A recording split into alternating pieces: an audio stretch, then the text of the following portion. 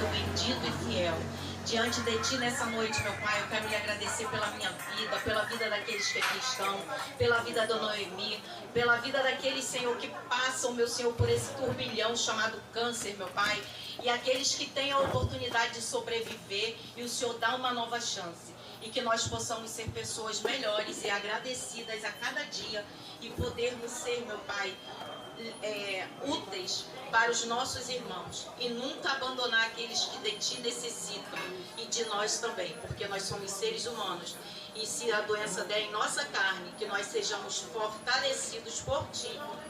e que a Noemi tenha força, meu Pai, para continuar nesse barco. Dá saúde à tua filha, reveste, meu Pai, a cada um, por onde quer que as suas motos passarem, aonde quer que vocês forem, que os seus pés sejam ungidos e protegidos pela presença do Espírito Santo. Essa é a oração que eu lhe faço, Senhor.